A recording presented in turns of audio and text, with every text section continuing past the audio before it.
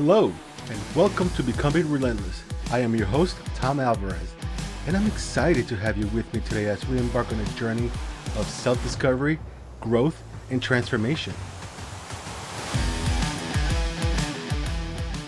Today, we're diving deep into something that affects us all, self-esteem. Let me ask you something. Have you ever felt like your own mind was working against you? Like there's this tiny little voice in your head that won't stop pointing out everything you've done wrong, every little mistake, every awkward interaction. Does that sound about right? Because I know I've done that too. For me, that voice didn't just show up one day. It grew up over time. It started in my childhood. It got a little louder during my teenage years and eventually shaped how I saw myself as an adult. That quiet inner critic turned into a full-blown narrator that made me question everything about myself. It wasn't just doubt, it was disbelief that I wasn't enough. And the more I listened, the more I pulled away from people, from opportunities, from life. It kept me from living. So let's break this down. What is self-esteem really? Simply put, it's how we see ourselves and value ourselves. It affects our confidence, our choices, and our emotional health. Self-esteem is shaped by our belief about ourselves. And those beliefs can really be hard to shake, as was described in an article I read in Mind.org. Low self-esteem can creep in quietly. Maybe you doubt your abilities, avoid putting yourself out there, or tell yourself you don't deserve it. But spotting these patterns is the first step in rewriting your story. Now, what does that really mean? How can you check in on you and where you stand? And most importantly, how can you start rebuilding it through awareness, self-compassion, and some intentional steps? We always had to make sure to be intentional with everything that we do. Now, let's start with the basics. Self-esteem is your overall sense of worth. It's how much you like, respect, and trust yourself. Holloway talks about this and makes a lot of sense. Think about how you treat yourself when no one is around. That's your self-esteem showing up. And I know firsthand the way that I used to treat myself in the past was horrible. The things that I would say to myself, I would never say to someone else. In the process of me trying to improve my self-esteem, I figured out that there were two big pieces to this. Number one, believing in your ability to figure this out. Look, when I started this podcast, I had no idea what I was doing.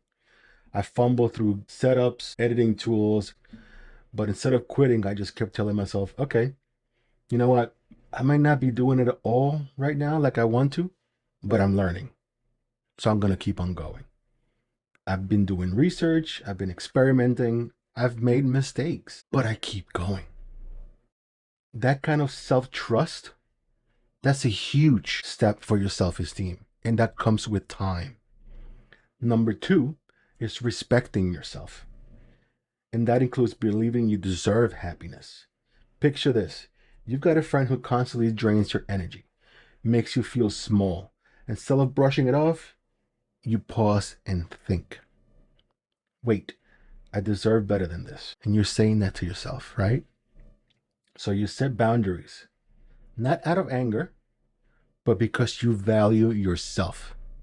Valuing yourself is probably one of the most important things that you will be doing in this process. Over time, you start surrounding yourself with people who actually lift you up. And that's what a healthy self-esteem looks like in real life. Now, before we can begin rebuilding ourselves, we've got to know where we're starting at. That's where the Rosenberg Self-Esteem Scale comes in. It's a quick tool created by Dr. Morris Rosenberg back in 1965, and it helps you get a snapshot of how you're feeling about yourself. I'm sure we've all seen this before when we're asking questionnaires, and we all know all the surveys that we get, which quite honestly, I'm sure a lot of us are sick and tired of by now. And those questions are tailored to gauge where you are with the product. And the same thing can be done with your own personal life. You'll rate statements like, I feel I don't have much to be proud of, or I am satisfied with myself. The more you agree with the good stuff and disagree with the self-critical stuff, the better your score is. It's not a label, it's just a check-in. By checking in, you are noticing where you are starting from, like I said earlier. So keep that in mind when you're starting this process. You need to know where you are at. Here are some key things to keep in mind. Number one, that voice in your head, that one that tells you you're not doing enough, that's not the truth. It's just a voice, and you get to question it. You're in control. Number two, low self-esteem often feeds into isolation. You think, I'm not interesting, so you don't go out. And then when no one invites you, you take it as proof. It's a vicious cycle that we put ourselves in. And breaking it starts with recognizing it. And number three, there's a huge link between low self-esteem and mental health. When you start working on how you see yourself, everything else starts to shift too. Your relationships, your energy, your mood, everything begins to change because you are changing your world around you, because your world begins with your mind. When you start to work on your mind, your world will change around you. And here's the game changer: awareness. Just noticing the way you talk to yourself, the way you shrink back or silence your voice. That awareness is so powerful. It's that first crack in the wall your mind built around you. Not everybody's capable of doing this, but I believe you can. You just had to become aware of your own thoughts, your own mind, the how, the why, and the what. Okay, so now that I've given you all these great insights into your own self-esteem, let's talk strategy. How do we start building a better self-worth? Number one, you must start to writing stuff down.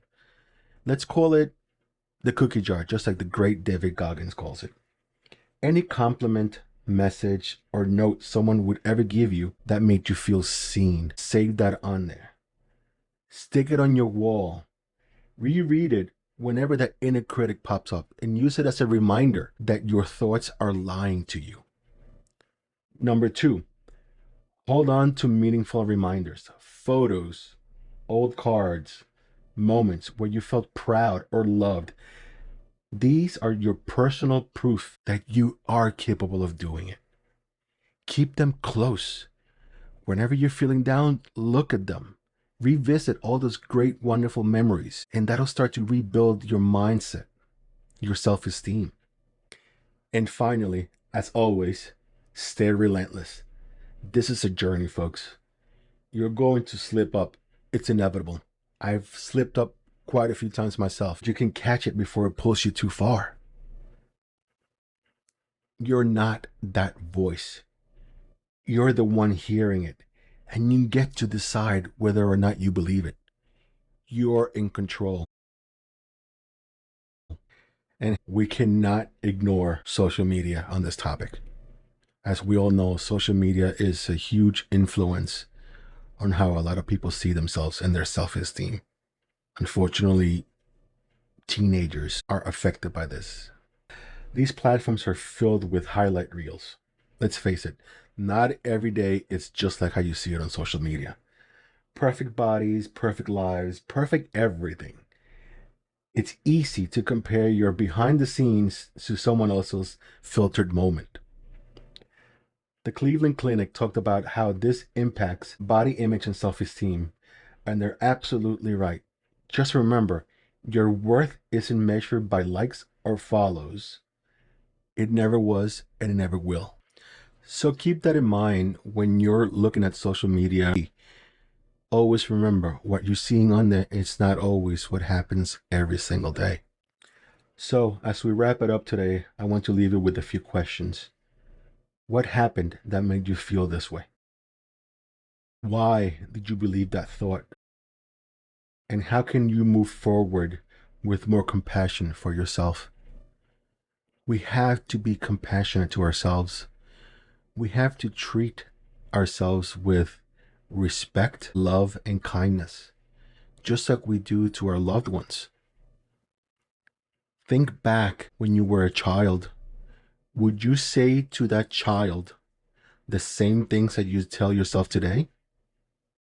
Chances are that you won't. Chances are you won't speak to your child or anyone that you love the same way that you talk to yourself. Have some compassion. Cut yourself some slack. You're not going to be perfect every single day. There are days when you're just going to be too tired to do anything, and that's okay. But do not let that drag you down.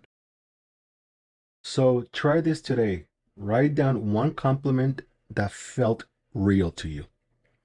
Something that hit your heart. Put it somewhere visible. Let it remind you of your worth every single day. You matter. You are so much more than your doubts, more than your fears, and more than the voice in your head. Thank you so much for joining me today. If you enjoyed this conversation, please subscribe, leave a review, and share this episode with someone who might need a little extra inspiration. And remember, every small step you take is a step towards a better you. I can't wait to chat with you next time about more self-development tips and practical ways to turn obstacles into opportunities. Thank you so much for joining me today. If you enjoyed this conversation, please subscribe, leave a review, and share this episode with someone who might need a little extra inspiration. And remember, every small step you take is a step towards a better you. I can't wait to chat with you next time about more self-development tips and practical ways to turn obstacles into opportunities.